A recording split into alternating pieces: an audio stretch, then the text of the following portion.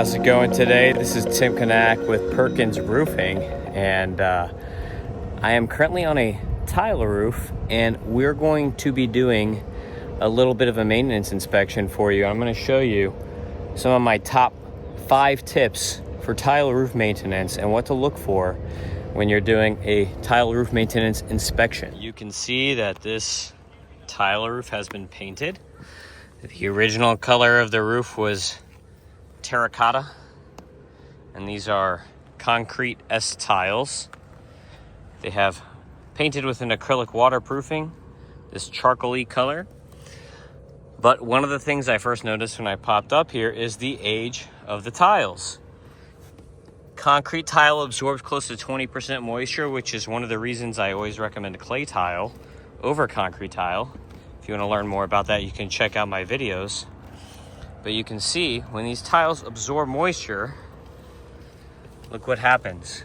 There are just chunks that will start cracking out or popping off or breaking in the tile, especially at the corners. So concrete tile has a roof life on it of about 20 to max 25 years. Insurance will generally stop you at 20 years. You can see these tiles here. So what we're gonna do is we're gonna look up the age of this roof by searching for the permit records, so we know how old this roof is and if it's worth their time to spend money on this existing roof or if they should just replace it. So number 1 is look at the age of the roof on the permit records. Look at the condition of the existing roof and assess whether it's worth even trying to maintain a repair or if it's a better use of the customer's resources to re-roof and to start saving for that re-roof instead of spending money. The next thing you're gonna do is you're gonna look for leaks. If you have access to the attic, that's the best thing to do. In this house, it's an open ceiling roof, which means that we don't have attic space. So there's no attic for me to crawl into. Inside, there is a tongue and groove exposed ceiling, so there's nowhere for me to crawl in and look at the plywood. Now, one question I had for the homeowner is if that tongue and groove that I'm looking at is this actual roofing deck, or if there is a plywood sheathing atop that acts as the actual roofing deck. That matters for re-roof because that's going to tell you what size of fasteners that you need, because you don't want to use 1.25" ring shank nails as per normal through a 1-inch tongue and groove. Otherwise, you're gonna have nails popping through and that's not gonna be pretty from the inside. So you need to know how the actual sheathing is. But when you look for leaks in a deck like this, you have to kind of look from the top or look for water stains. I know that there are a couple of leaks in here based on measurements and seeing the water stains from the inside and speaking with the property manager. But one of the other things you can see here is checking the wall flashings. You can see that there is a hole right here in this wall flashing mortar that I found and I stuck my tool into. So when checking wall flashings and valleys, those are leak points. And other things that you need to do is you need to blow out these areas. So like along the wall, we have a little cricket here. Look at all the stuff that gets stuck in here. You can get plants that grow and stuff like that. So you need to look at the roof to see how can I clean it up, get this vegetation out of here to make sure that plants and trees and birds don't start nesting in there. So we need to do that on the wall transitions, the little crickets, and the valleys for the roof. You can see this valley right here has a bunch of pine needles and stuff stuck into it. We don't want this getting stuck on the roof because little seeds can get stuck in there and grow up in between the valley here. If you get little seeds in here, and you'll get also little critters and birds and rats and all kinds of stuff. But you want to blow this stuff out of the valleys because you don't want any little plants and seedlings to get in there and start rooting into the paper because that's going to leak. You're also going to look for broken tiles. So if you have a crack like this, you can always re-glue it with a product called RT600, which is basically a roof caulking. But if you have shattered tiles, you do not want them on the roof because you don't want the paper exposed to the sun. The underlayment under the tiles can only be exposed to the sun for even the best papers a maximum of 180 days. So if this is exposed to the sun and the sun bakes out the underlayment, That's your actual waterproofing. The tile is not a waterproofing. This only protects the paper, which is the waterproofing. So if these tiles are broken and that paper is going to get baked by the sun and start cracking out, you're going to run into a roof leak. That's why it's so important to replace broken tiles and not just leave them broken. It's not just your HOA being a pain for aesthetic reasons.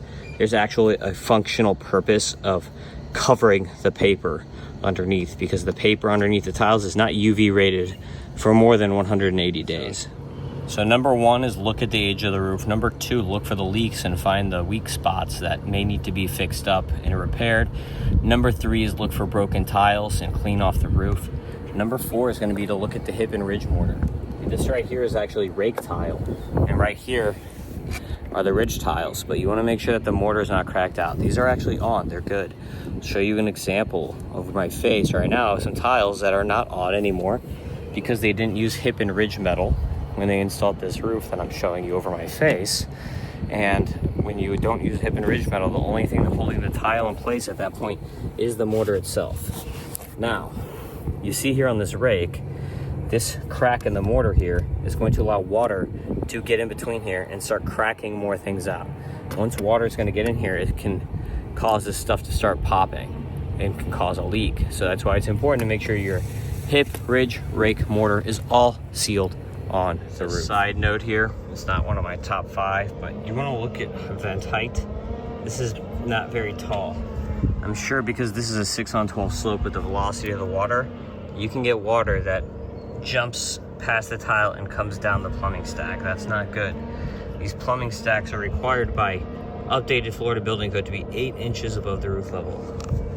This is about 2 inches above the roof level in this example.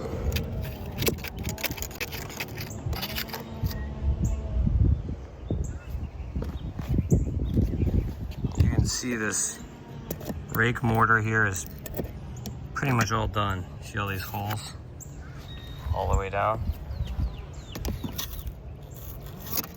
I know some of these rake tiles need to be, you can see the nails are popping out. That's probably from heat. See these ones too. And I noticed some down on the bottom. These need to be re-nailed. It's likely from heat, and it might be because of the color of the paint. A little note here on the wall flashings. We can see that these are caulked in. This is actually quite a terrible finish. How this is just caulked in. You can see that the caulk is starting to separate here on the top of the stucco stopper counter flashing metal. The better finish on these wall flashings is to put your counter flashing directly into the concrete block and then stucco back down over the counter flashing. And you do it with the cant bead here and just caulk it. This caulking is not going to last the roof of the life, so it's going to fail over time. So the better finish is to use the flat stucco, not the one with the cant, and then stucco back down over the stucco stop metal here instead of just caulking. You're going to get a much better finish that way, and that is what I recommend on re-roofs. This is the cheaper way to do it, but it's not the recommended method.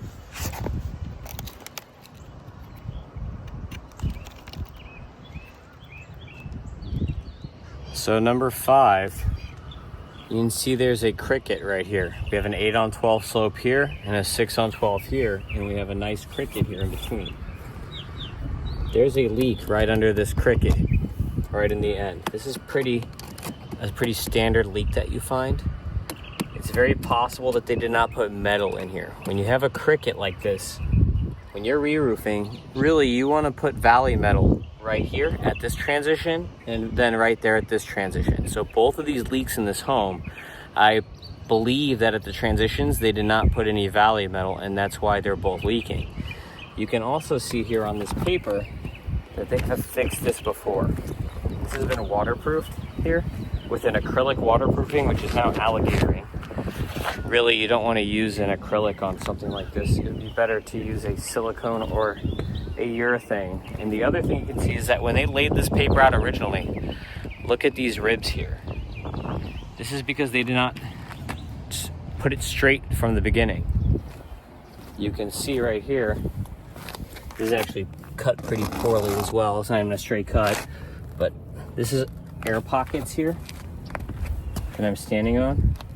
This is because they did not straighten this out before they installed it when they first put this on. So the other thing you want to look at is these types of details. And again, some of the vents, just like random miscellaneous things that are more unique to different roofs. Because again, on the vent, this is only about 1/2 inch above the roof level. Crazy. Water could just slope straight in there. Another note, this here is not good. This should be not straight like this because you want it sloped so water will actually try to move around the vent.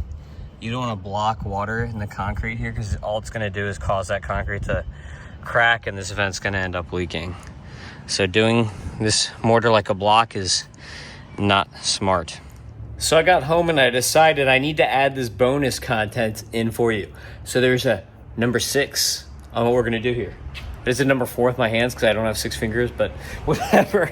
The next thing that you need to know about maintaining your roof is cleaning it.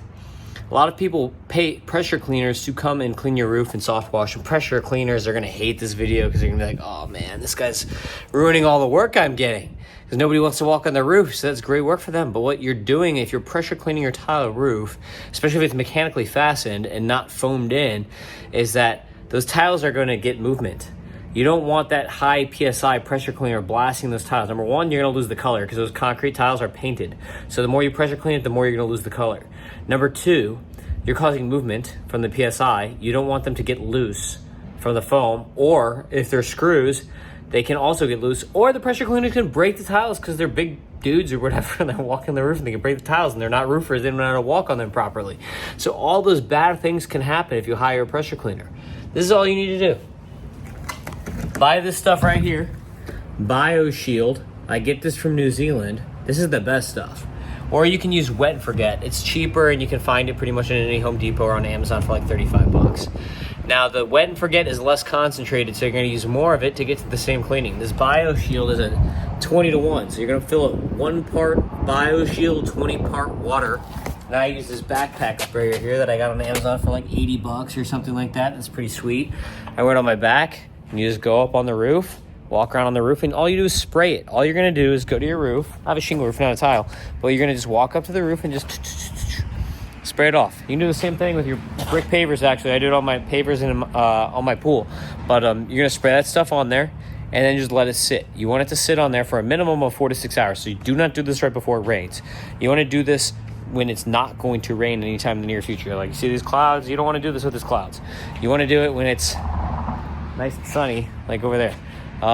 So you want it to sit 46 hours before any rain, and then after it sits on there, you actually want it to rain. So you want it to either rain in the next few days, or you can get a hose and just rinse it off, and that's going to clean the roof. And then that stuff's going to sit on there, and it's going to self-clean the roof over time. That's going to also prevent future algae growth. So basically on my tiles and my brick pavers and stuff, I'll use this stuff like 3 times a year. On a roof, you probably need to do it only once or twice a year, but it's way better for the roof. It's way cheaper for you because you don't have to pay anyone to do it. You can just do it yourself. Or you can pay me to do it, and I won't break your tiles because my guys know how to walk on a roof, unlike most of the pressure cleaners. And we'll spray this stuff on for you, and it's cheaper than pressure cleaning. It's a lot faster. For me to go walk and spray this on my roof, it'll probably take me an hour. So you do it a lot faster. Time is money. Time is more important than paying extra for this product because that stuff's not cheap from New Zealand. But time is money, and it's going to work. So that's what you're going to do to clean your roof instead of hiring a pressure cleaner who's going to break all your tiles and cause movement and cause leaks in your roof. It's just backpack sprayer, BioShield, or Wet and Forget. BioShield, you can send me the paycheck later. Overall recommendation is going to be to reseal 20 cracked tiles. This should be resealed with waterproofing after a repair is done here and after a repair is done on the bottom of the transition. Then we'll be able to find out whether there's sheathing or not on these decks and whether or not they put valley metal. My guess is no. Besides that, hip and ridge mortar needs to be touched up. So cracked tiles, hip and ridge mortar, and rake mortar touched up throughout the roof. We've got to try to match this color as best we can, which is like a charcoal-y color on the hip and ridge mortar. And then again, recoating this cricket right here. So I'll have to get a measurement on that cricket. But all of this work is roughly for tile replacement and for touching up the hip and ridge mortar. That's one guy for a day. These repairs are going to be 2 guys for 2 days. And then while we're doing the tile reinstall, we should be able to coat this with a primer. So that'll add 1 extra day for 1 man to recoat this. So basically we're looking at 3 guys for 2 days of work all in total to do everything for maintenance at this house. Thanks for watching another video. Tim with Perkins Roofing. For more roofing services, call me at 305 MIA Roof. That's for Miami-Dade, Broward, and the Keys. For Palm Beach, St. Lucie, and Martin counties, call me at 561-559-ROOF. Also, give us a call on the GC branch. We also do impact windows, impact doors, concrete restoration, waterproofings, windows. We do all that stuff. Give us a call at either of those numbers, depending on where you're located, for Perkins Construction for our GC services. And lastly, if you're interested in a franchise, email me at franchise@perkinsroofing.net. If you're interested in owning your own Perkins Roofing franchise and making a good amount of money doing this and being outside all day. It's nice to be outside all day. And you can do well for yourself. Perkins Franchise. Thanks for watching. We'll see you next time.